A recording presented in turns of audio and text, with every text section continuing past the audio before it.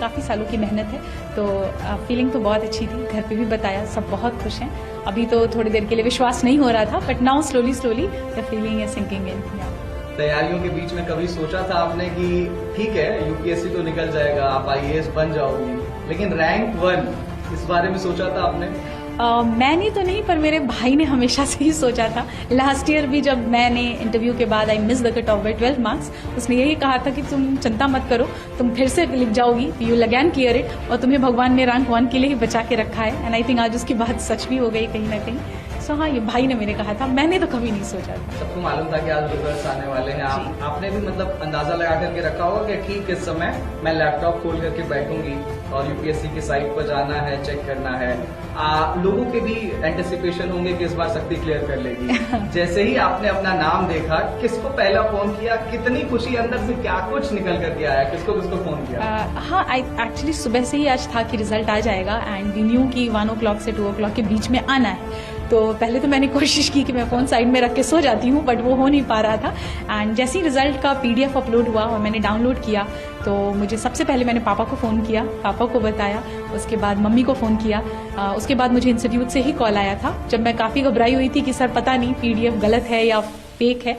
Sir ने फिर बोला नहीं, हमने आपका रोल नंबर क्रॉस वेरीफाई किया है, आप ही का रोल नंबर है। तो that's when finally I accepted कि it's done, it's happening.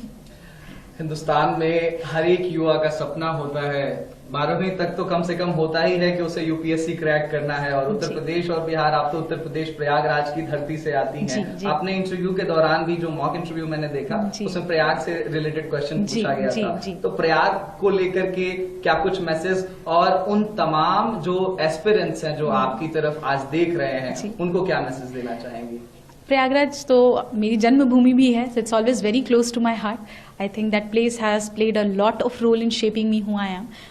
I think aspirants की बात करें अगर, तो हर बच्चा आई थिंक अपने मेहनत, अपने एंड से तो पूरी कोशिश ही करता है। थोड़ी सी कमियां हैं जो अगर इंसान में रह जाती हैं, जिस वजह से मे भी हम चूक जाते हैं किसी पर्टिकुलर अटेम्प्ट में। What we need to do is just reflect back, क्या गलतियां हुई उस पर काम करेंगे। वरना ये हमेशा दिमाग में रखना है कि यूपीएससी सिर्फ एक एग्जाम है, it's not more than life, not anything more important then your life it is.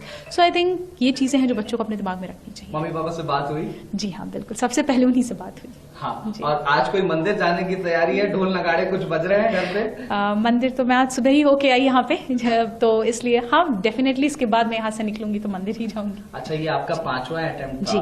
5 attempts आप, मतलब ये 5वां अटेम्प्ट था, 4 एग्जाम्स आपने लिखे।